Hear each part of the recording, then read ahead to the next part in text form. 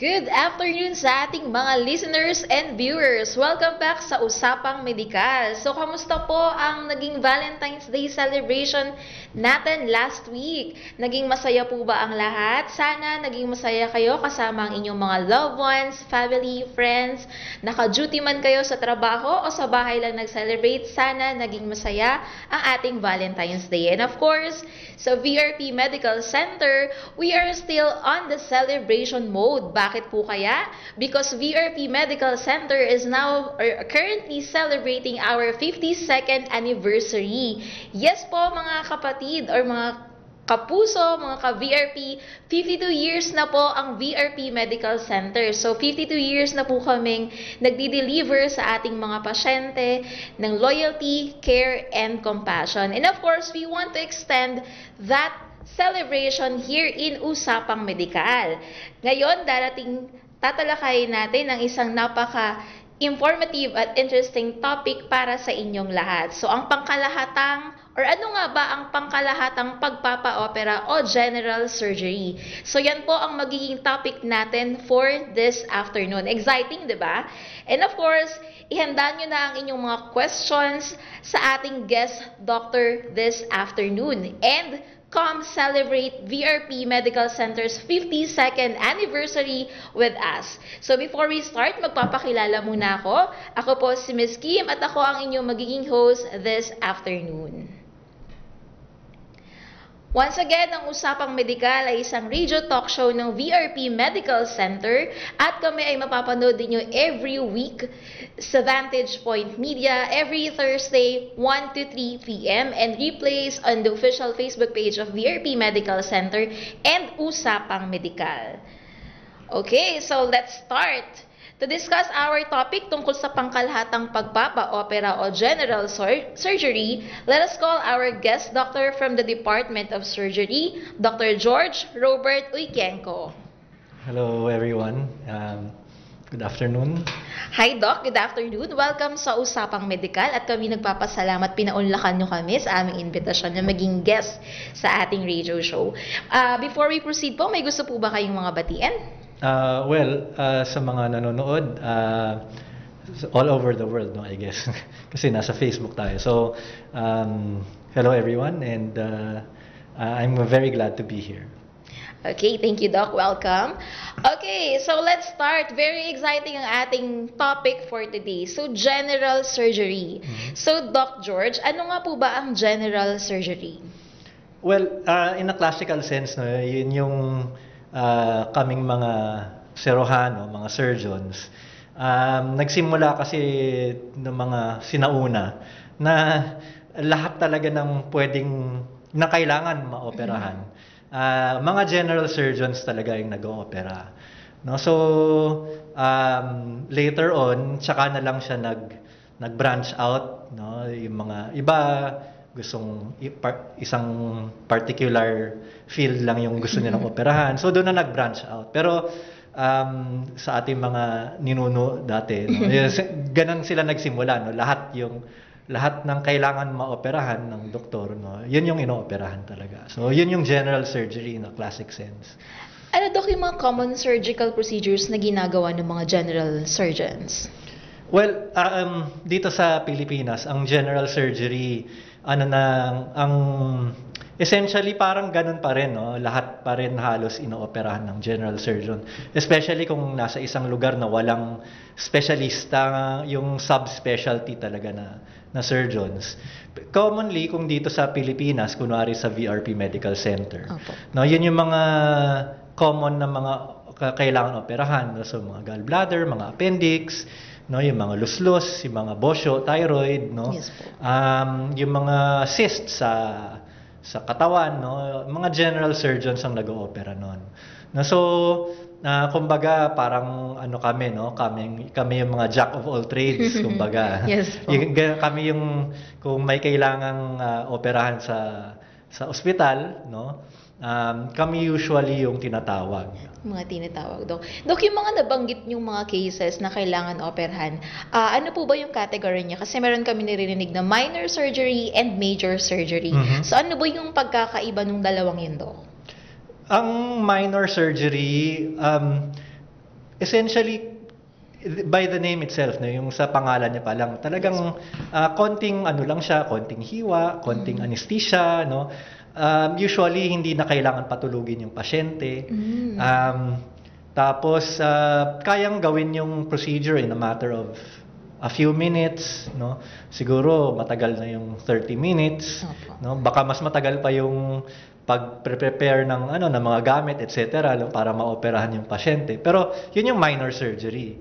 No? So, ito yung mga procedure na pwedeng gawin sa minor surgery center. No? Tapos, yung major surgery naman, yun yung mga mas matatagal na pag-opera. No? Ito yung mga kailangan patulugin yung pasyente para maoperahan. Ito yung mga kinds of surgery na papasok sa loob ng tiyan, no? Papasok sa dibdib. No? So, yun yung mga major surgery. Is it the same, Doc, with minimally invasive surgery? Not quite. No? Kapag sinabi mo kasing minimally invasive surgery, and ito is a part, especially ngayon, no? It's already a part of general surgery training. Ang minimally invasive surgery, yung by its name, no? Kumbaga, imbis na dati kailangan mo ng malaking hiwa para maoperahan yung isang pasyente. Ngayon, maliliit na lang yung hiwa o kuminsan parang sinlaki na lang ng tusok ng karayom, kunwari yung yung mga hiwa para maoperahan yung pasyente. So for example, ang pag-oopera ng gallbladder, no, yung mga may bato sa abdo, namamaga yung abdo. Dati talagang malaki yung hiwa, no, sa tagiliran, no? Pero ngayon, because of minimally invasive surgery, mga new technology, no, mas maliliit na, no, and siguro ang pinakamalaking hiwa na lang siguro mga, let's say, mga less than 2 inches, mga ganon, no. So malaki yung advantage nito sa pasyente kasi mas maliit yung sugat nila, mas mabilis silang makarecover, mas konti yung complications, no. Pero pareho pa rin yung ginagawa sa loob. At lalo ngayon, Dok, may mga bago na tayong kagamitan na ginagamit for the surgery. Okay. So before mag-decide ang doktor na ang pasyente ay kailangan operahan, may mga preventive or pre-operative evaluation po ba kayo na pinagbabasehan para sabihin sa pasyente na okay, ito yung result mo, or laboratory test lang po okay na? Ang trabaho namin bilang surgeon, no, kasi binibigyan kami ng privilege ng pasyente, no? Pinapayagan kami ng pasyente na essentially pumasok sa katawan nila, 'di ba? So malaking privilege 'yon, no? So kailangan siguraduhin namin na yung pasyente nasa mabuting health state, no? Maayos yung kalusugan nila bago namin operahan. So, nagpapagawa kami ng mga laboratories to check lahat ng pwedeng kalagayan ng pasyente. Madalas nagpapatulong kami sa mga kasama namin sa internal medicine, no? Mga particularly yung mga cardiologists, no? Para matignan din, no? Parang kumbaga matignan kung maayos ba yung lagay ng puso ng pasyente, ang baga ng pasyente. Kung meron siyang ibang karamdaman, kunwari may diabetes yung pasyente, pinapacheck din namin yun na kailangan sana maganda yung blood sugar control ng pasyente bago kami pumasok, no? Kasi ang pag-oopera, kumbaga karagdagang stress yan, no? Karagdagang stress yan sa pasyente. Kung pag-iisipan mo ng mas malalim, parang kami yung gumagawa ng sugat doon sa pasyente, sinusugatan namin yung pasyente. So, meron siyang may mga kaakibat siyang stress, may kaakibat siyang injury talaga doon sa pasyente, no? So, kailangan manigurado kami na as much as possible, kailangan yung patient maganda yung kalusugan niya bago kami mag-opera. I agree, Doc. Lalo dun sa mga patients natin na may mga pre-existing conditions na or yung mga existing chronic conditions like diabetes and hypertension. Actually, naririnig namin din yung mga patient before sila mag-proceed sa operation, need muna nila ng tinatawag na CP clearance. Yun yung mga nire-release nga po, Doc, ng mga internal medicine doctors natin. So, proceed naman tayo, Doc, dun sa mga specialized areas in general surgery. Kasi, di ba, general surgery, very broad. So, ano yung mga usual, or ano yung mga specialized area as general surgery po? Well, habang tumatagal, I suppose, parang ano din yan, no? Parang katulad ng anumang bagay sa mundo. No? Eventually, nagkakaroon yan ng pagkakaroon ng pagkakadalubhasa. No? May mga surgeons na gustong ganito ka narrow field lang yung operahan nila.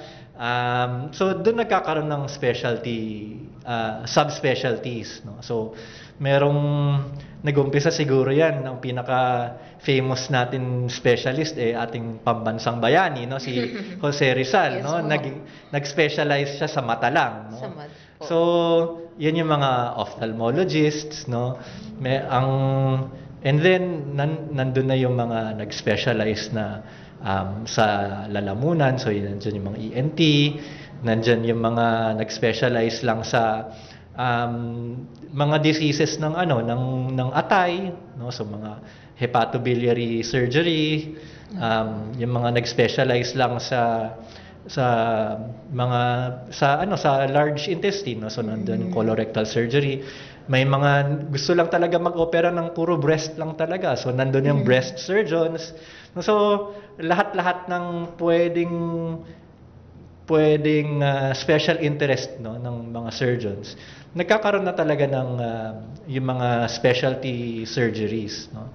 It doesn't mean na yung mga general surgeons hindi na nila kaya gawin yung mga klaseng surgeries na yon, no. Kasi madaming overlap, no, madaming overlap sa mga specialty surgeries and general surgery. And sa totoo lang, karamihan ng mga specialty surgeons nagsimula rin naman as general surgeons, no? So nagkataon lang na gusto lang talaga nilang inarrow yung kanilang pag-oopera, no? So ang biruan nga namin, no, kapag kami mga kung gusto mo mag-specialize sa pag-oopera ng kuko ng kaliwang paa, no, yun lang talaga yung opera, no, pwede rin naman yun, no.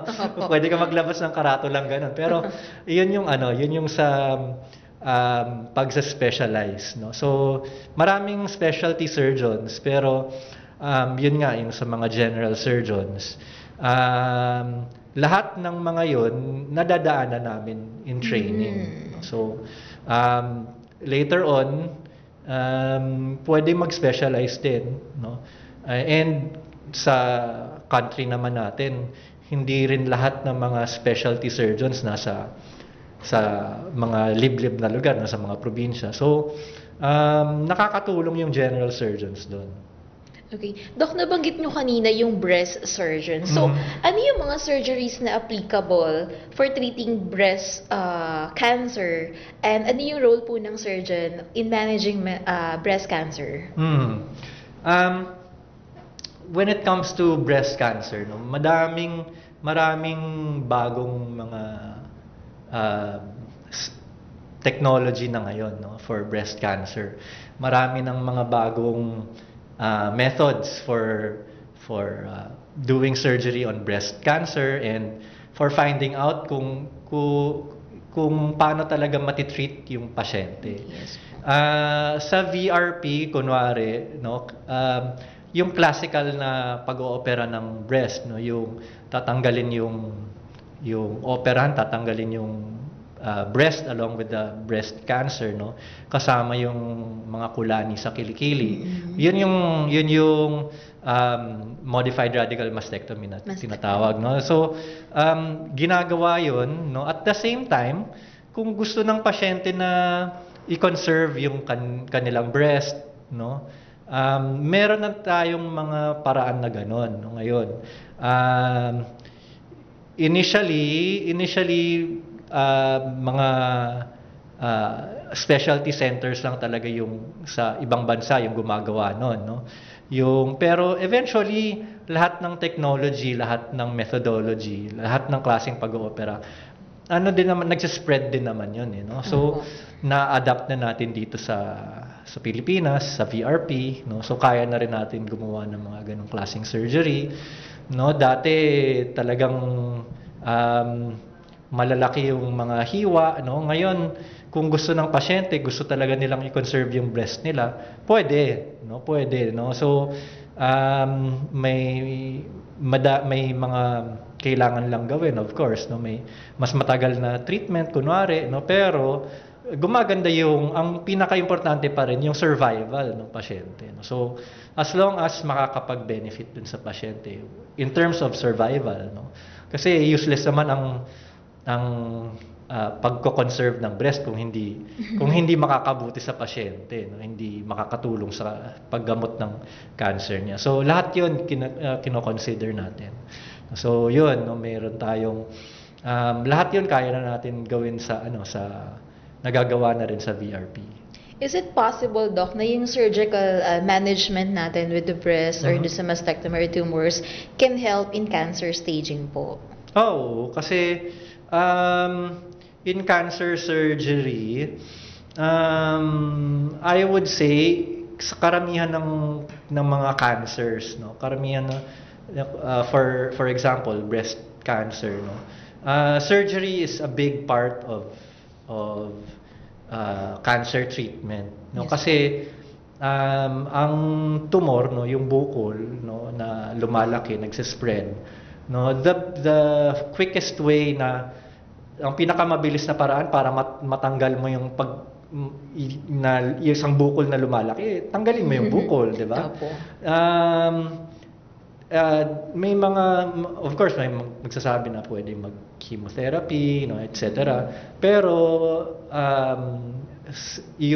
kung isipin mo, ang chemotherapy, several cycles pa yon, no? Pero ang pag-oopera, no, mga ilang oras lang tanggal na yung bukol, no, kunwari, no. That's not to say na walang role yon, no? Lahat yun kasi kumbaga lahat ng mga methodology na yun, lahat ng paggagamot na yun,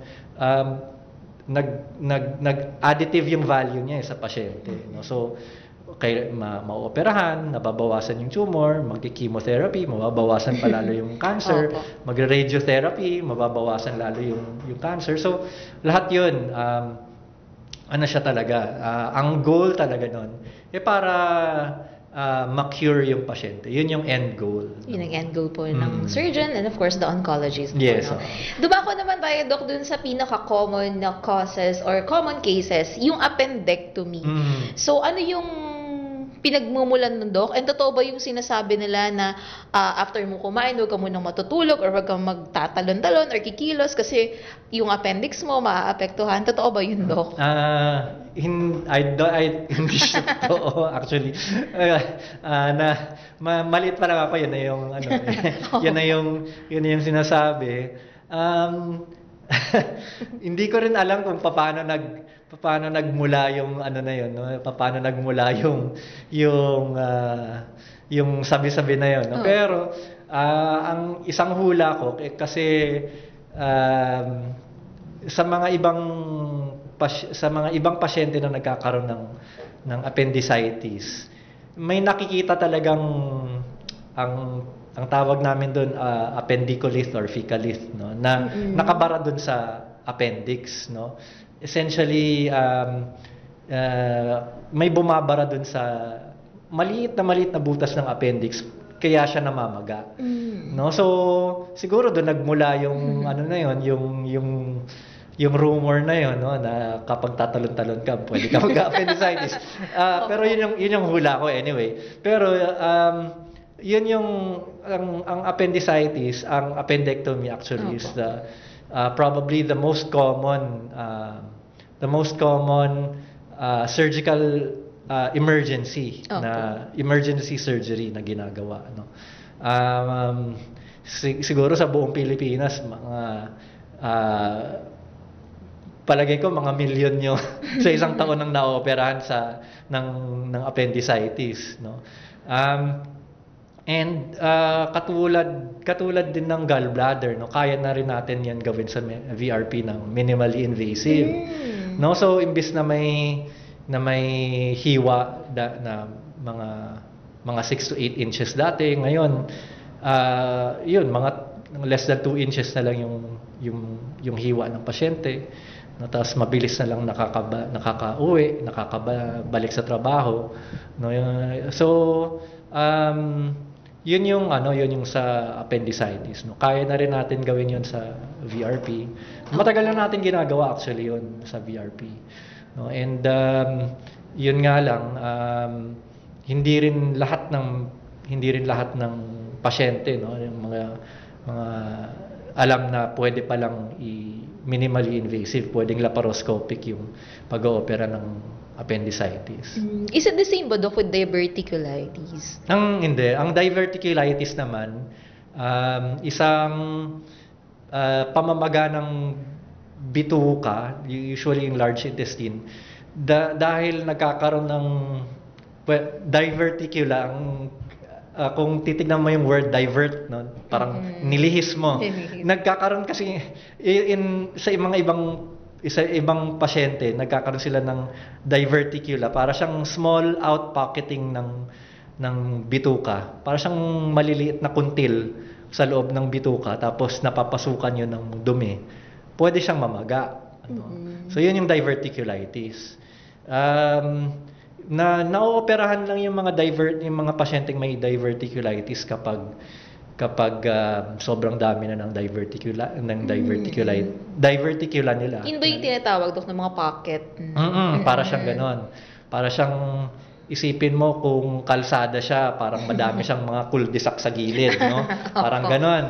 No? So, imbis na isang diretsong kalsada, madami siyang mga singit-singit dyan, no? So, doon naiipunan ng of course, bituka yun, no? So, alam natin kung ano yung dumadaan doon sa bituka, kasi nasisingit-singitan ng dumi. Pwede siyang mamaga. Karamihan doon, in simple cases, kaya ng gamutan, no? Pero in severe cases, no, pwede siyang pumutok, no? Pwede siyang mamaga ng husto na kailangan talagang operahan, o kaya paulit-ulit na pamamaga, no? Yun yung mga cases na kailangan siyang operahan. Noted, Doc. Since nasa bituka na rin tayo, Doc, so ano naman po yung mga surgeries applicable para sa mga patients natin or sa mga viewers natin na may problem or disease sa upper GI tract po nila? Yung upper GI tract, kung anahin talaga natin yung esophagus, ng dalawa yung pagkain sa dibdib, tsaka yung stomach, yung sa tiyan, no. Nung kahit nagte-training ako, bihira na rin siyang makahanap kami ng pasyente na kailangan operahan noon. Hindi katulad ng siguro mga mas nauna sa akin, no? Kasi dahil sa husay ng mga acid controlling drugs, no, yung mga para sa mga gastritis, mga sa ulcer, no, malaki talaga yung binaba ng cases ng mga gastric ulcer, no. Dati nabubutas talaga, literal na nabubutas yung tiyan, no, dahil sa mga ulcer. Nangyayari pa rin naman ngayon, no, na kaya nga ang mga pasyente namin na nagkakaroon ng mga perforated gastric ulcer, yung mga medyo hirap talaga sa buhay, no. Sila yung mas nagte-take ng mga pain reliever na madalas, no. Yun yung mga nasa upper GI na upper gastrointestinal surgery, no. Ginagawa rin yun ng mga general surgeons, no. Ay siguro mas mahirap na lang yung bihira na rin yung mga gastric cancer cases dito sa Pilipinas, no. Mas madalas siguro yun sa in other Asian countries. Pero yun yung mga gastric upper GI surgeries na ginagawa po namin. natin. Nabanggit mo, Dok, yung ulcer. Kasi aminin naman natin na halos lahat po ng mga pasyente ngayon or mga may ulcer, hindi sila aware din po na pwedeng i-opera or ipa-opera yung ulcer. Yung iba yun nga po, yung mga kapos, hindi kaya makapagpa-opera. Ang inaano nila is, nagpapagutom ka kasi kaya ka nagka-ulcer, so kain ka lang lagi, ganyan. So, may approach po tayo, Dr. Surgical approach tayo for peptic ulcer? For peptic ulcer disease, yung hindi pa nabubutas, hindi bihira na siyang gawin, no? Dahil nga sa mas maganda yung management actually kapag ginagamot na lang yung ulcer, yung unless na mabutas talaga, no, tsaka na lang inooperahan, no. Ang dati kasi ang iniisip ng karamihan, nagkakaroon ng ulcer dahil nga nagpapalipas ng gutom, no. Pero ngayon ang thinking is that yung gastric ulcers, yung mga duodenal ulcers, may may infectious component siya, no. So sa mga alam to ng mga ating mga gastroenterologists, kasama din sa paggamot nila ng gastric ulcer, mga duodenal ulcer, no, chine-check nila kung may bacteria talaga na nagko-cause ng ulcer yung mga pasyente nila. Tapos yun, ginagamot nila with antibiotics, no? Kasi karamihan dun sa mga pasyente yan, may kasamang infection, kaya talaga nabubutas, no?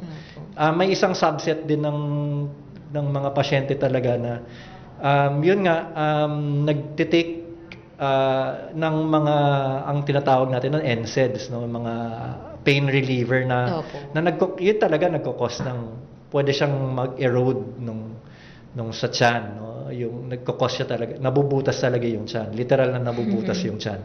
No, so yun, karamihan ng mga pasyente namin na nabubutas yung tiyan, yun talaga yung history nila. May history ng chronic intake ng mga pain relievers. Doc. Ayan, mga ka-VRP. So, magkakaroon muna tayo ng commercial break at sa ating pagbabalik, pag-uusapan naman natin ang trauma and critical care.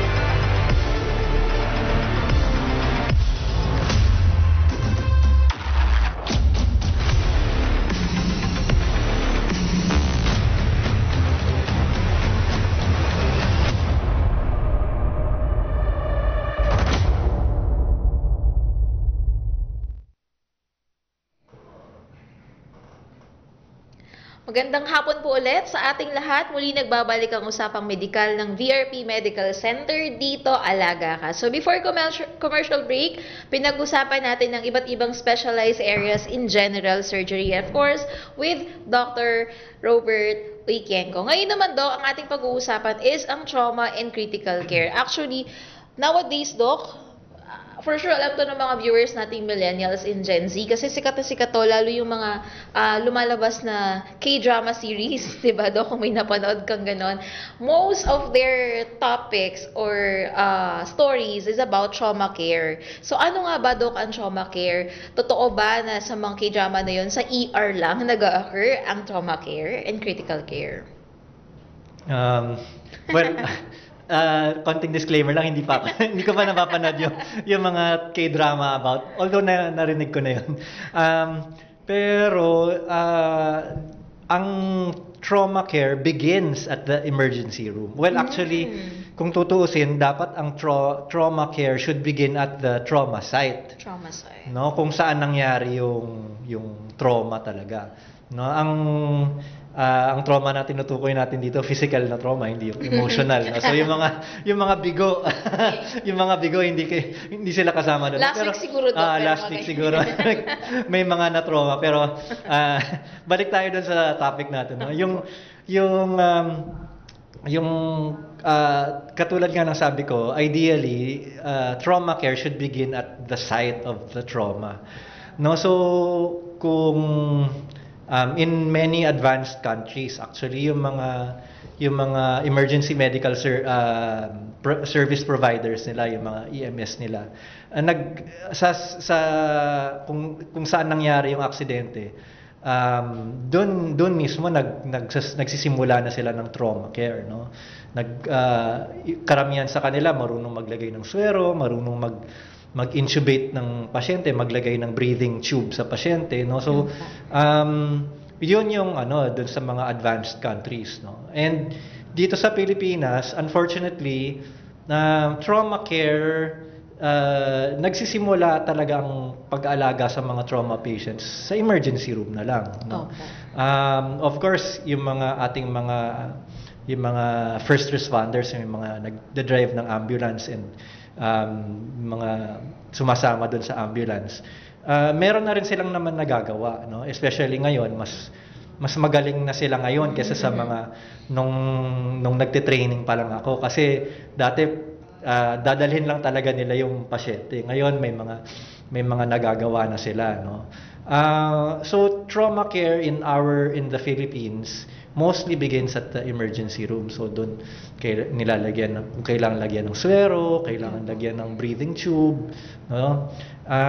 Sa general surgery, sa first day pa lang, talagang actually even during internship, no, tinuturuan na talaga yung mga doctors na what to do in terms of trauma, no? Yung mga ABCs, yung mga alphabet of trauma na tinuturo sa amin nung nagdag-aaral pa lang kami ng medisina, no? So lahat 'yon, no? Lahat 'yun, kumbaga, kailangan kapag may dumating na trauma patient, no, sabay-sabay mong ginagawa lahat 'yon, no? Hindi siya pwedeng hindi siya sequential, no? Parang simultaneous ang kailangan gawin. So yun, nagsisimula siya sa emergency room. Kung kailangan operahan ka agad, kailangan dadalhin ka agad sa operating room, no? In very severe cases, or baka kailangan talagang doon na mismo may gawing intervention, sa emergency room pa lang, no? In minor cases, of course, yung mga hiwa-hiwa, kunwari, no? Pwede naman sa emergency room lang talaga tahiin, no? Pero in very severe cases, sometimes kailangan talaga ng surgical intervention, kailangan talaga ng may gawin na yung surgeon doon pa lang sa emergency room, no? So, di ko alam kung gano'n yung nakikita doon sa K-drama na yun, no? Pero that can happen talaga. In giving approaches, Doc, to trauma patient, is it necessary to assess paano nangyari yung trauma sa patient? Lahat yun kailangan ma-assess ng doktor kapag dumating yung pasyente, no? Kasi alam naman natin, kapag sinabi mong nagkabanggaan, no, kunyari yung nabangga yung pasyente kunwari, no, iba yung pasyenteng nabangga ng bisikleta kaysa dun sa nabangga ng motor, Yes, kaysa naman. dun sa nabangga ng kotse, di ba? So, Opo. kailangan malinaw kung ano yung nakabangga, kailan nangyari, no? Ano yung nangyayari habang nangyari yung aksidente, kunwari yung trauma. No, so lahat 'yun kuminsan para kaming mga doktor, para kami mga sirang plaka kasi paulit-ulit yung tanong namin, paiba-iba yung direksyon ng tanong namin, pero lahat kasi 'yun makakatulong dun sa pag-assess namin ng kung anong klase ng injury, no, ng pasyente at kung ano pa yung mga kailangan naming bantayan dun sa pasyente. So lahat 'yon, no, kung sa mga trauma patients kailangan talagang medyo mabilis ang pag-iisip, no, mabilis ang pag-assess and pag-respond dun sa situation na 'yun. When it comes to head injury, Doc, so ano yung initial steps ng ating mga general surgeon kapag meron tayong trauma patient na with head injury po? Kapag sa head injury, kaming mga general surgeons actually, ang role namin is essentially to stabilize the patient, no? Kasi alam naman natin, no, na kapag utak na ang pinag-uusapan, no, mga neurosurgeons na yung nagte-take over, no? Especially dito sa Metro Manila. Nung nagte-training ako, when I was in training, I trained in a government hospital, no, and kahit general surgery yung training namin, dahil konti lang kaming mga doktor doon, no, and konti lang din yung neurosurgeon doon, may mga panahon na kaming mga general surgeons yung nag-oopera talaga sa utak, no? So naranasan namin yon during training, no, kasi for one reason or another kailangan na talagang maoperahan ng pasyente ng utak, no, kami na yung nag-oopera. Pero ngayon mas bihira na ngayon yon, no, kasi mas marami ng neurosurgeons, no, and mas madami ng pag-aaral kung how to stabilize the patient talaga when it comes to head injury. Pero when it comes to assessing the patient, Yes po, in head injury, syempre kailangan makita namin kung gising ba yung pasyente, no, nakakapag-communicate ba yung pasyente, no, lahat 'yun magiging factor in treating the patient, no. So may mga sugat ba yung pasyente dun sa ulo, no, o kaya sa ibang parte ng katawan, no. So lahat 'yun it factors in, no, when dealing with head trauma.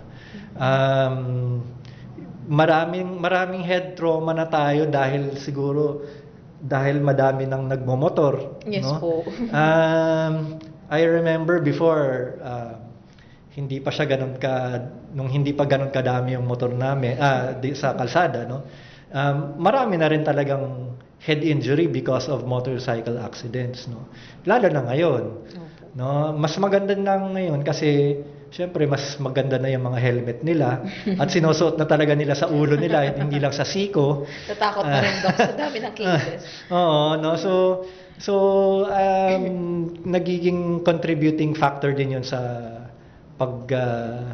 pag-lessen ng incidents ng head injury to motorcycle accidents. Pero nangyayari pa rin, no? And yung role na lang talaga ng general surgery, ng surgeon, when it comes to that, talaga is to stabilize the patient, no? Make sure na walang ibang injuries yung pasyente na kailangan operahan. And then kapag na-stabilize na yung pasyente, pwede nang maoperahan kung kunyari kailangan talagang operahan sa utak yung pasyente. Yes, so is it the same approach, Doc, dun sa mga patient natin with internal bleeding or organ damage po? Ng ibang usapan yun kapag may organ damage, no? Kasi kapag ang tawag namin doon blunt abdominal injuries, no? Or blunt injuries, no, due to trauma. Kasi karamihan ng mga blunt abdominal injuries, baka kailangan talagang maoperahan yung mga yon, no? Kasi although hindi nakikita, no, nagtuloy-tuloy ang pagdudugo sa loob ng tiyan, no? Um, so yun yung doon kami nag-i-intervene, no, mga general surgeons, mga trauma surgeons, kapag tuloy-tuloy ang pagdudugo kasi mag-exsanguinate yung pasyente, mawawalan ng dugo, no? So, Yes po. yun yung mga times na kailangan talagang maoperahan. Dati, kapag may blunt injury yung pasyente, no, mas sabihin na nating hindi kasing bilis yung pag-respond ng mga general surgeons, mga surgeons, kasi mas konti yung gamit. No? Ngayon, marami ng may ultrasound na, may CT scan na pwedeng gamitin, na agad-agad na nagagamit, no? Sa VRP, kaya natin mag-CT scan kaagad, kaya natin mag-ultrasound kaagad, no? So, lahat 'yun nakakatulong kapag tinitignan ng general surgeon kung kailangan ba talagang operahan yung pasyente for abdominal injuries. Abdominal injuries po. Okay. Next naman, Doc, is yung related sa thoracic and cardiovascular diseases. So, common is yung aneurysm, I think, and the arterial blockage. So, ano po yung role ng general surgeon po doon? Again, medyo yun na yung mga nagsisimulang mag-specialize, no? Yung mga aneurysms kasi and mga arterial occlusive disease, yung mga pagbara ng daluyan ng dugo, yun na yung nag-subspecialize na in vascular surgery, no? So during training, when I was training, no, pinapagawa rin kami ng mga ganong cases. Pero ngayon, kasi kung sobrang dami ng mga ganong klaseng yung mga hindi naman ganun kadalas gawin yun, no? Opo. So kami mga general surgeons, ang role na lang namin when it comes to that is really, number one, ma-diagnose talaga, no? Na kung meron talagang aneurysm, kunyari, na inooperahan madalas ang aneurysm kung nag-leak na siya, kung pumutok na siya, kunwari, no, yung mga ruptured aneurysms, no. Ang role talaga ng general surgeon doon is yung prompt diagnosing and referring to the vascular surgeon, no. Hindi naman namin yan unless na talagang nasa isang lugar ka na walang vascular surgeon, no. Yun yung kailangan ma-diagnose namin at ma-refer namin sa mga vascular surgeons. In terms of arterial occlusive disease naman, karamihan ng mga pasyenteng yan, yung mga long-time smokers, no? Hindi na maganda yung daloy ng dugo nila, usually sa mga legs. Ang madalas na nagiging consequence nun, madalas silang magkasugat, no, sa binti nila, sa paa nila.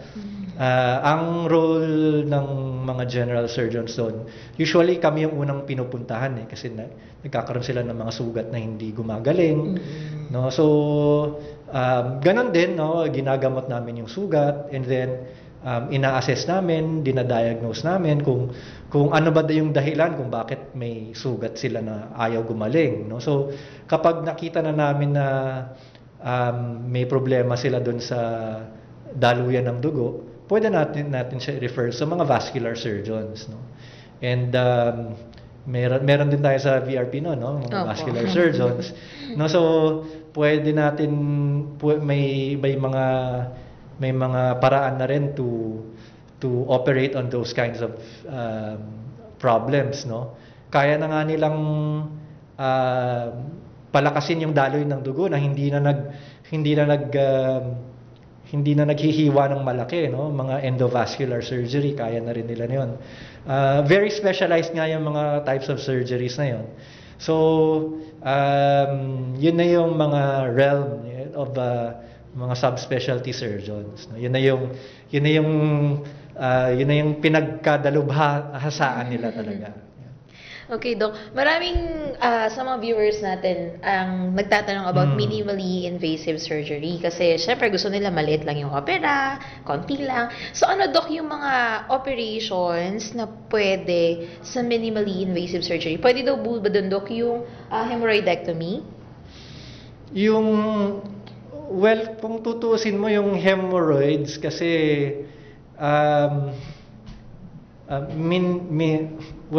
minimally invasive na rin yun, no? Kasi maliliit lang din naman kasi yung hiwa dun sa hemorrhoids, no? Pero ang ano lang din kasi when it comes to hemorrhoid surgery, masakit talaga dun sa area na yon no? So sa puwet, no? Sabihin na natin. So medyo uncomfortable siya talaga, especially after. Ang pwedeng meron tayong ibang modalities na pwedeng gawin for hemorrhoids kunwari, no? So meron yung mga ginagamot na lang ng ginagamot, no?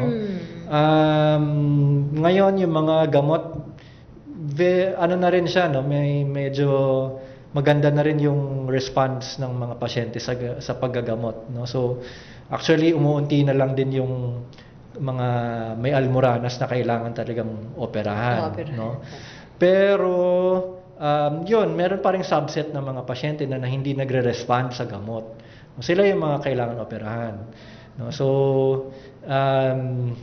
yung minimally invasive in terms of hemorrhoids, no, yun yung maliliit na rin kasi yung hiwa nun. So I guess para na rin siyang minimally invasive. Minimally invasive na rin ito. How about, Doc, yung sinasabi nilang conjectomy? Tama ba, Doc, yung pagkakasabi? Ungyectomy? Opo. Pag-opera ng kuko? Conjectomy. Parang ganun po. Ginagawa din daw po siya as minimally invasive surgery. Hindi ako familiar. Kung hindi ako sure kung baka ungyectomy. Ang ungyectomy kasi pag-oopera sa kuko. Opo. No? So, well, isa rin yun madalas na inooperahan ng general surgeon. No?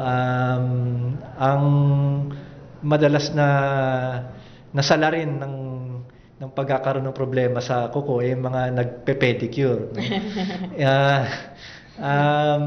Maraming mga pasyenteng usually sa mga babae, no, na hindi maganda yung hindi maayos ang pagpe-pedicure. No? Ang sabi nga nila na ma-murder yung mga kuko nila. No, so kung minsan kapag hindi talaga maganda yung pag-pedicure, nagkakaroon ng infection, hindi maganda yung growth ng kuko, no? Na namamaga, no? Yun yung mga kailangan na operahan. And kung titingnan mo, yan yung mga familiar siguro yung mga nanonood, no? Yung mga kapag titignan ninyo yung mga kuko sa paa ng mga ibang tao, no? Yung parang triangle na yung kuko nila, no? Hindi na mukhang kuko, no? So yun yung mga usually na nagkakaroon ng problema sa kuko. Inooperahan din yun. Inooperahan sa minimally invasive din to. Well, hindi siya minimally invasive kasi hindi naman din nagbabago yung approach, no? Minor surgery siya. Minor. So, dun lang din sa minor surgery siya ginagawa. How about thyroid problems, Doc? Is there a procedure po ba na related sa thyroid na pwedeng gawin as minimally invasive po? Yes. In many institutions, especially abroad, no, nag-oopera na rin sila ng thyroid ng hindi na naghihiwa dito sa leeg, no? Either gamit yung mga instrumento minimally invasive, gagawa sila ng tunnel essentially galing sa gilagid na pababa sa thyroid, no. Ang ano lang, ang problem lang with doing that, kasi maliliit lang yung mga thyroid problems na pwedeng operahan ng ganon. And in our experience dito sa Pilipinas, malalaki yung mga thyroid problems natin mga Pilipino, no. Dahil pinapalaki ng mga pasyente muna bago magpunta ng doktor. Yun lang yung dahilan doon actually. Kaya in most cases hindi na nagagawang minimally invasive yung pag-oopera ng thyroid, no? So kailangan ng gawin ng traditional ng dito talaga dumadaan sa leeg. No, yun. So may minimally invasive approach when it comes to thyroid surgery. Hindi lang din natin ginagawa ng madalas dito sa Pilipinas. Sa Pilipinas po. And of course, Doc, in considering patient, paano nyo masasabi kung yung case niya is for minimally invasive or for OR na siya? Or minor? Kung pag-uusapan natin yung pinaka-common na surgeries ng general surgeon, no? Yung gallbladder tsaka yung appendix, no? Essentially, pwedeng lahat ng pasyente na may problema sa gallbladder or may problema sa appendix, pwede na siyang gawing na minimally invasive, no? Dati nung nag-uumpisa pa lang with laparoscopic surgery, another name ng minimally invasive surgery, sinasabi nila na kapag sobrang namamaga daw, hindi pwede. Kapag pumutok na yung appendix, hindi pwede. Pero habang gumagaling kaming mga surgeons, no, habang dumadami yung mga cases, na-operahan na rin namin kahit namamaga yung gallbladder, no, kahit na pumutok na yung appendix, na-operahan pa rin ng minimally invasive, no? Kasi essentially ang pag-oopera ng using laparoscopy, it's just a method, no? Kumbaga kung iisipin mo, pareho lang din naman ng surgery na ginagawa. Iba lang yung paraan, no? So, kung kunwari kapag mag-open cholecystectomy, yung traditional na pag-oopera ng gallbladder, na may malaking hiwa, kung ano yung ginagawa ng surgeon sa open cholecystectomy, dun sa traditional, pareho lang din naman ng ginagawa when doing laparoscopic or minimally invasive gallbladder surgery. Iba lang yung paraan, iba lang yung sugat, no? Ganon din sa appendix, no? Tinatanggal pa rin naman din yung appendix, no? Iba lang yung paraan. No, so kumbaga ngayon bihira na yung pasyente na hindi talaga pwedeng mag-undergo ng laparoscopy, no, ng minimally invasive surgery. Siguro kung hindi na lang talaga nila yung pasyente hindi talaga nila matolerate yung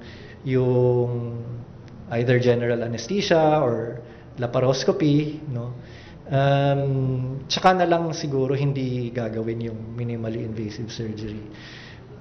That's not to say na walang conversion, no? Na ang ibig sabihin ng conversion, kunyari magsimula kang mag-opera ng gallbladder ng minimally invasive, pero eventually kailangan buksan yung pasyente, hiwaan ng malaki.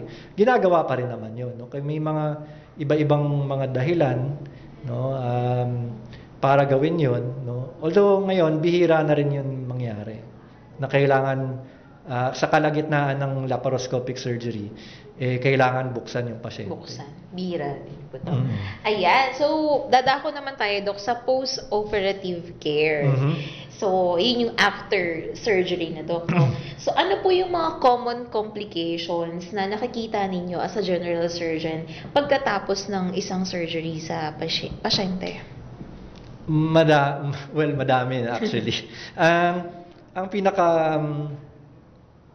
pinaka-common siguro at um, kinakatakutan ng mga surgeon, no, yung pagkakaroon ng infection dun sa sugat, no? Kasi katulad nga ng sabi ko, no, essentially yun ang ginagawa ng isang surgeon, no, sinusugatan yung pasyente. No?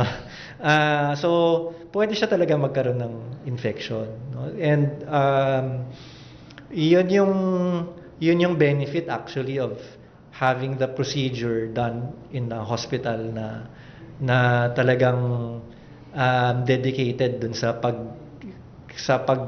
pagkakaroon ng malinis na environment, no, for surgery. Kasi ang isang malaking contributing factor sa pagkakaroon ng infection is yung location ng surgery, kung saan gagawin yon, no? So that's number one, no? And of course yung technique ng pag-oopera. So yun yung mga factors sa pagkakaroon ng tinatawag namin ng surgical site infection, no? So isa sa mga common na nangyayari. Bihira siya mangyari pero nangyayari pa rin, no? Kahit na anong ingat natin, kahit na anong ingat ng doktor, kahit na anong ingat ng pasyente, may mga pagkakataon talaga na nangyayari yun. Maraming kasing factors yun, no, na kailangan i-control. In major surgery, especially sa mga emergency surgery, nandyan yung kunyari in trauma, nandyan yung massive blood loss, no? Yung dahil dun sa trauma, madaming dugo na nawala sa pasyente, no? So kailangan palitan yon, no? Madalas din nagkakaroon, especially sa mga elderly patients, yung pagkakaroon ng pneumonia pagkatapos ng maoperahan. Lahat yon binabantayan ng surgeon, no? And kumbaga, kung mas matagal yung procedure, mas mahirap yung procedure, no, mas frail yung pasyente, no, we expect na mas madaming complications, no? Kaya as much as possible, katulad nga ng sabi ko nung the first time ng kanina, no, lahat ng assessment before the surgery, as much as possible gagawin namin to make sure na safe yung pasyente during surgery and after surgery. Yes po. How about, Doc, the pain? Diba after, wala nang anesthesia, umuwi na ng bahay. So, paano dapat i-manage po yung pain after surgery? Are there specific medications po ba for that? Yeah. Yung mga pain relievers natin, no, I would say na mas maganda na yung mga pain relievers ngayon kaysa sa dati, no? Excuse me. Dati maraming ginagamit na yung mga steroids lang, no? And then eventually naging non-steroidals, no?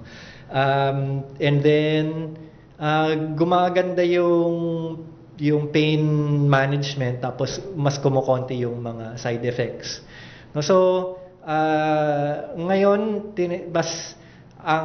for me especially, ang gusto ko for my patients, na ma-manage nila yung pain nila such that na kaya nilang yung hindi na sila nababother ng pain. Pero at the same time, ayaw rin naman natin na tuloy-tuloy nilang i-take yung mga pain reliever kung hindi naman kailangan, no? So ngayon ang instructions namin sa pasyente, no, to take the pain relievers as necessary, no? Yun yung mga paalala namin sa mga pasyente, no? Kung kailangan mong mag-take ka, no? Kung wala nang pain, no, pwede mo nang ihinto, no? So marami siyang benefits para sa pasyente niyon. So kumbaga may control na may autonomy na yung pasyente para mag-decide kung kailangan niya pa ng gamot o hindi, no? So yun. So basically yung mga gamot ngayon mas magaganda na kaysa sa mga previous na mga gamot. Previous meds mo. How about, Doc, follow-up check-up? Mhm. Gaano ka-importante po ang follow-up check-up? Kasi may mga patients tayo na, okay, sabi ng doktor ko, na-dissolve naman daw po yung stage, hindi na ako mag-follow-up. May ganun po eh. So, gaano po ka-importante ang follow-up check-up para sa mga post-op patients natin? Importante din yan kasi kailangan din ma-check ng surgeon nila kung kamusta yung healing nila. No? And then, kailangan namin manigurado na wala talagang infection, na walang mga complications. No? So, kapag may mga ganon, may mga complications, baka kailangan din mag-intervene ulit. No? Hindi, ang pag-oopera, hindi siya biro, no. Oh. No, kahit minor surgery yan, no, kahit na maliit lang yung na bukol lang tinanggal, no. Or maraming pwedeng maging complications, no. So gusto rin namin na ma-check yung pasyente to make sure na okay yung pasyente, no. And of course, kailangan din namin i-explain kung ano yung i-expect ng pasyente habang nagre-recover sila, Yes, no? Kasi essentially kung dahil ginawan namin ng sugat yung pasyente, no, meron yan mga kaakibat na mga consequences, no, may peklat din yan, no? So kailangan ma-manage din yan ng maayos.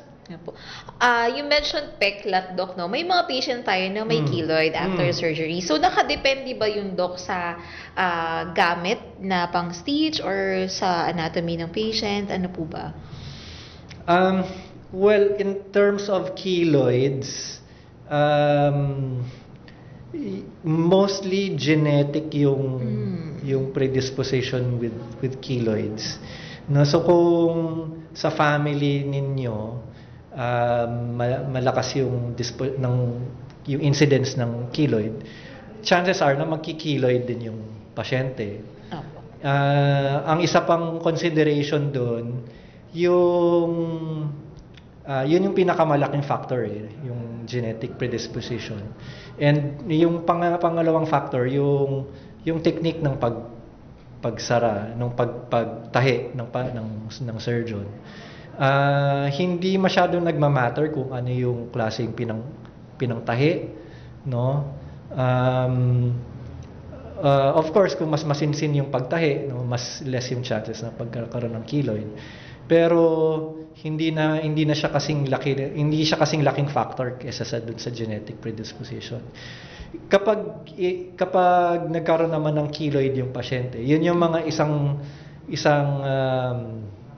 dahilan kung bakit gusto namin bumalik yung pasyente pagkatapos, no? Kasi gusto rin namin ma-check na baka magkaroon ng keloid yung pasyente. Kung minsan yung mga keloid na yun hindi naman lumalabas a week after surgery, no, or 2 weeks after surgery. Kung minsan mas matagal pa, no. So meron din tayong mga paraan pwede para mabawasan yung pagkakaroon ng keloid, or kapag nagka-keloid na, may mga magagawa rin tayong paraan para lumiit yung keloid na yon, no. Essentially ang keloid para siyang kung isipin natin, para siyang nag-overacting, no, yung pagkakaroon ng peklat, no. Imbis na nagpeklat lang siya para magsara, parang sobra-sobra pa yung pagkakaroon ng peklat. Kaya siya nagkaka-keloid. How about, Doc, the recovery time? Is there a specific period ba na, okay, you're fully recovered na, you can go back to your usual routine, parang ganun po? From minor to major surgery po? Yeah, of course, iba-iba yung pagre-recover kapag, kunyari, inoperan ka ng kuko mo sa paa, no? Iba yung pag-recover nun kaysa inoperan ka ng bituka, di ba? Pero generally speaking, no, a few days lang din naman kung minor surgery, no? Kapag maliliit lang, pwede nang bumalik na sa trabaho yung pasyente the next day, no.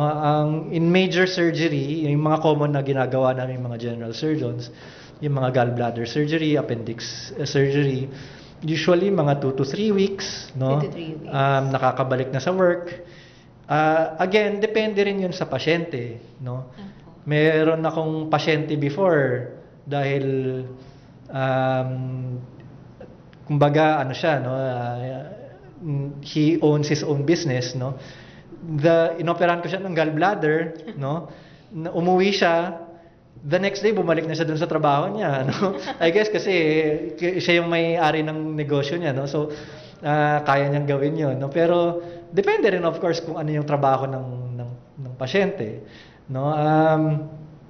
Kung yung pasyente mabigat yung trabaho, nagbubuhat, no, may madaming mga physical activities, mas matagal yung gusto naming time, no, for the patient to go back to work fully, no. Compare that to kunyari somebody na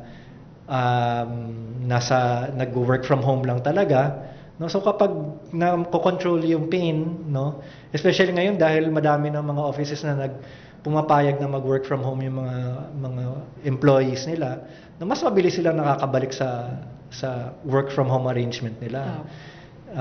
So yun, no, iba-ibang factors yun, no. Meron din naman nasa desk lang sila nagtatrabaho pero nagko-commute sila ng mga 1 oras, 2 oras para makabalik sa trabaho, makapunta sa trabaho, no. So lahat 'yan i-consider namin kapag nagsasabi kaming, ikaw pwede ka nang bumalik sa trabaho, wag muna, no.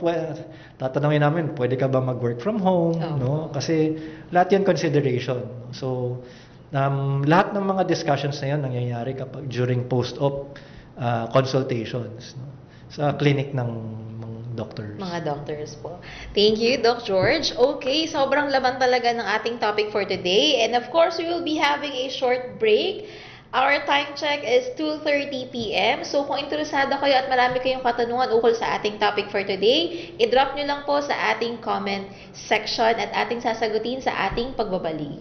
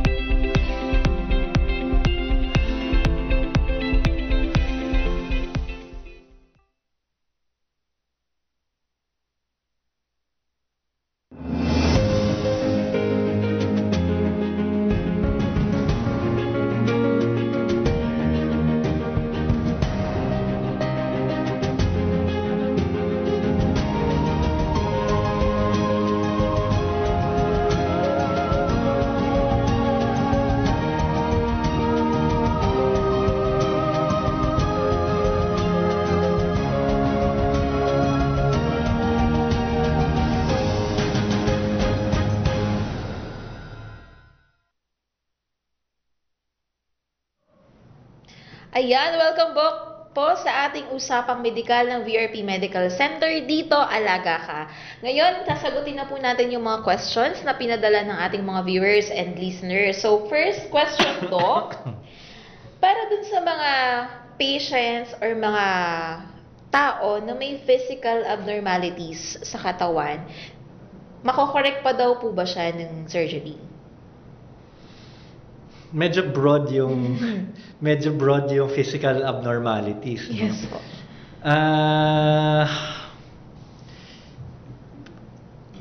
Let's give an example. Ang pinaka-common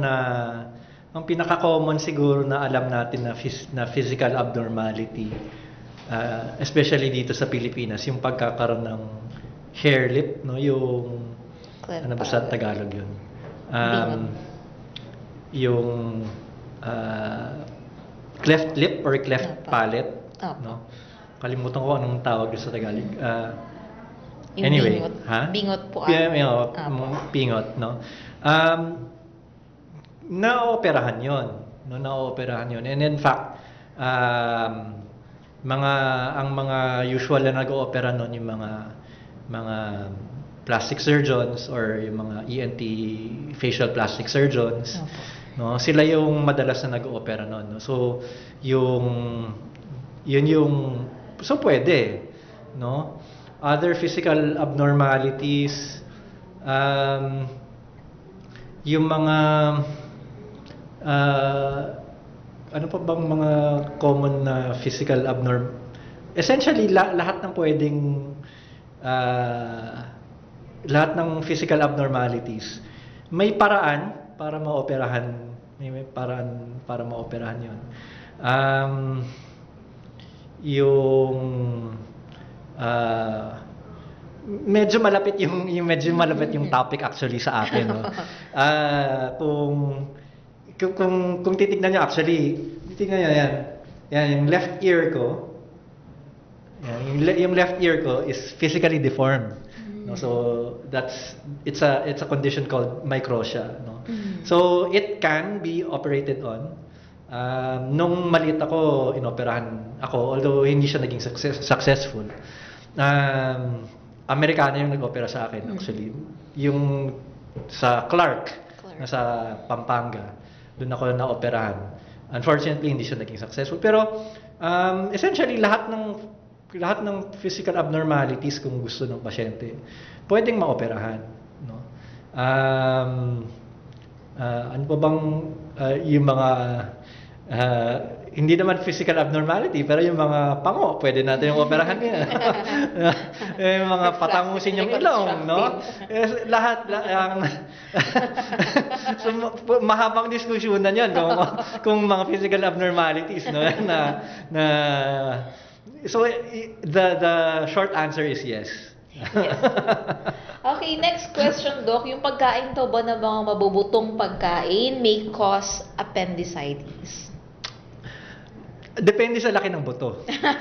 Well, yung appendicitis, hindi siya talaga, hindi ang pagkain ng mga mabubutong pagkain, kunwari kamatis, no?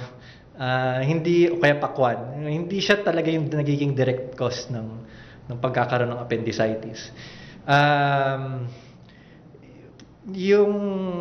Ang pwedeng magkaroon ng problema kapag kumain ka ng mga malalaking buto. Opo. Kunwari, kumain ka ng buto ng santol, no? Medyo malaki na 'yon, no? Kumpara mo sa buto ng kamatis, no? So, pwede siyang magbara dun sa bituka, no? Hindi siya appendicitis, no? So, kapag nagbara 'yon sa bituka, 'yun yung pwedeng maging problema 'yon, no? And usually, mga general surgeons din ang tinatawag para kapag nagkakaroon ng mga ganung problema. No, so kung sa appendicitis, hindi naman siya yung direct cause ng pagkakaroon ng appendicitis, no, yung pagkain ng kamatis kunwari o kaya pakwan. Ano ba bang mga kasi o kaya Bayabas po. Yung bayabas, no. Hindi naman siya yung nagiging cause ng appendicitis. Appendicitis po. Ayan po, sa mga listeners natin, pwede po tayong kumain ng buto ng kamatis. Ayan. Next question, Dok. Yung lalim daw po ng stitch or ng tahi, nakadepende daw po ba siya sa weight ng pasyente? Hindi sa weight, pero sa taba. No? So kung may imagine ninyo, no, siguro may imagine mo siguro yun kapag namalengke tayo, no? Makikita natin yung mga hiwa ng baboy, no? Kung mataba yung baboy, malalim yung taba, no? Mas makapal yung taba. No, so kung nai-imagine niyo na yun ang hinihiwa namin, syempre kung mas makapal yung taba, mas maraming tahi na kailangan para magdikit yung sugat na ginawa namin, no? And kapag kumbaga kung mas malalim yung sugat, no, mas maraming pwedeng maging complications, no. So mas mahirap talagang operahan yung mga not necessarily mas mabibigat pero mas matataba. No? Kasi merong mga mabibigat na puro muscle kunwari, no? Pero yun yung mga matataba mas maraming stitches ang kailangan. So dahil sa taba, no, mas mahina yung blood flow, no, so mas nagkakaroon ng mga problems, no, ng pag-oopera sa mga mas matatabang pasyente. Noted, Dok. Last question, Dok. Totoo po ba na bawal magbuhat ng mabigat after maoperahan kasi bubuka daw po ang tahi? Again, depende kung saan inoperahan. Opo. Kunwari inoperahan sa tiyan, no? Definitely. No? Yan yung isa sa mga main advice na binibigay ko sa mga pasyente. No? Kung malaki yung hiwa, no, mas magiging maingat tayo kasi kahit especially during the first few months, no, naghihilom pa lang yan ang sugat, eh, no? So hindi siya kasing tibay ng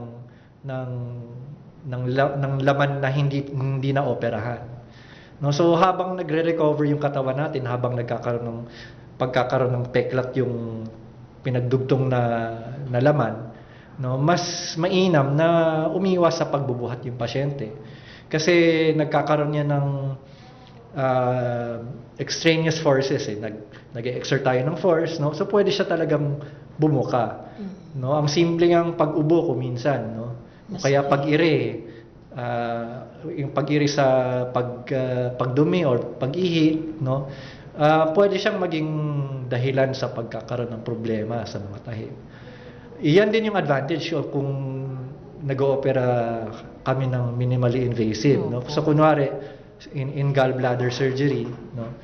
So isipin na lang natin, no, imbis na may malaking hiwa na ganito, no, ganito na lang kaliit yung hiwa, no. So sinasabi ko pa din sa mga pasyente na umiwas sa pagbubuhat. Pero kung kunyari hindi naiwasan na nagkaroon ng problema, bumuka yung sugat niya, pero kung ganito lang din kaliit yung sugat niya, no, so iba yung kumbaga mas madaling solusyonan yung ganito kaliit na pagbuka ng sugat kaysa sa ganito kalaking pagbuka ng sugat, no. So yun din yung advantage talaga ng minimally invasive surgery. Yun din yung advantage ng pag-uusap sa pasyente, pagko-consult ng pasyente after surgery. So, para maabisuhan yung pasyente. May kinalaman din ba, Dok, yung klima? Kasi sinasabi nila pag malamig daw, masakit yung opera nila, ganyan.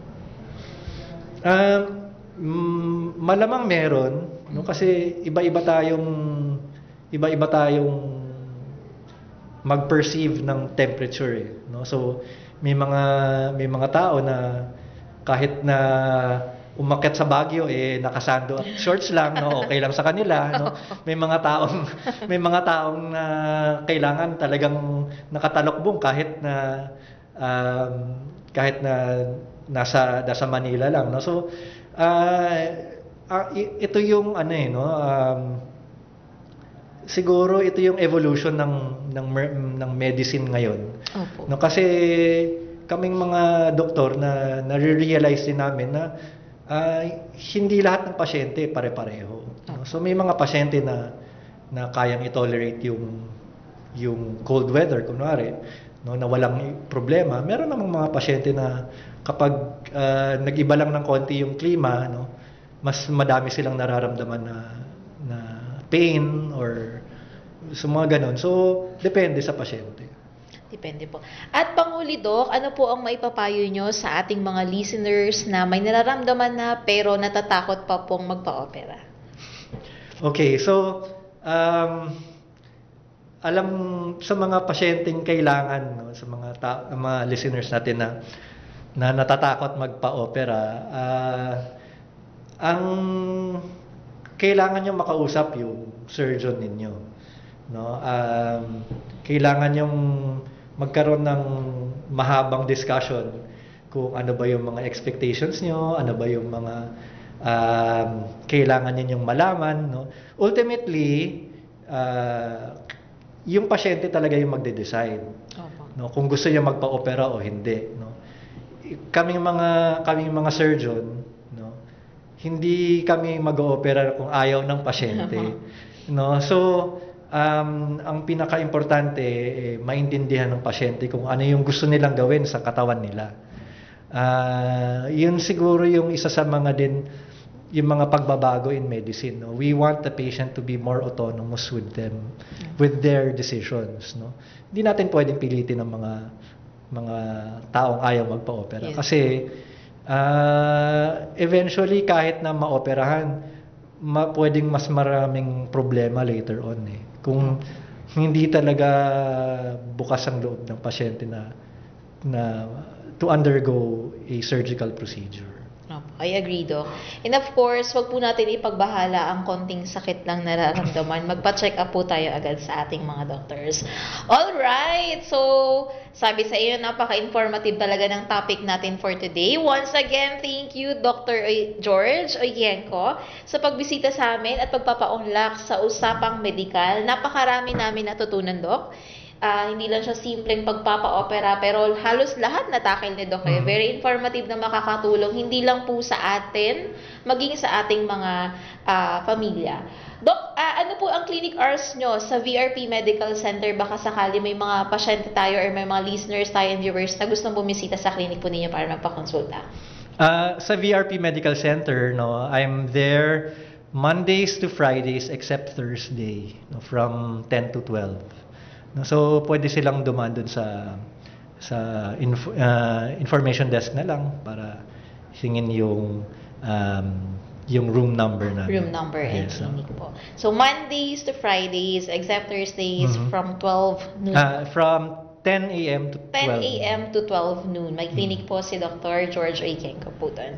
Once again, thank you, Doc, sa inyong pagdalo sa aming radio show. Thank you rin po sa ating mga viewers sa pakikinig. So if you are curious about VRP Medical Center's services, you may contact our hotline 0284649999, or you can also visit our website at VRP Medical Center or vrp.com.ph. We are also active on Facebook. Pwede nyo pong hanapin yung VRP Medical Center. Website is vrp.com.ph. And if you'd like to partner with us, you can contact our sales department at 0284649999, local 362. So that is all for today's topic. We would like to thank our partners, Vantage Point Media, Mount Grace Hospital, International Fellowship of Motorcycle Notarians, and Rotary Club of QC Big Bike Riders. So abangan nyo kami next week sa aming next topic. Ang Usapang Medikal ay by VRP Medical Center ay on air tuwing Thursday 1 to 3 p.m. So binabati namin lahat ng taga VRP Medical Center. Happy 52nd anniversary po sa ating lahat. And of course, we would like to greet also the chairman of the board ng VRP Medical Center, Ms. Virma Vergel de Dios, President Ms. Elizabeth Dantes, and of course our hospital administrator, Ms. Rona Garcia. Sa lahat po ng bumubuo ng VRP Medical Center. Once again, This is Kim. Thank you for watching Usapang Medikal. Magkita-kita po tayo ulit next week para sa another topic na i-discuss natin. Thank you, everyone!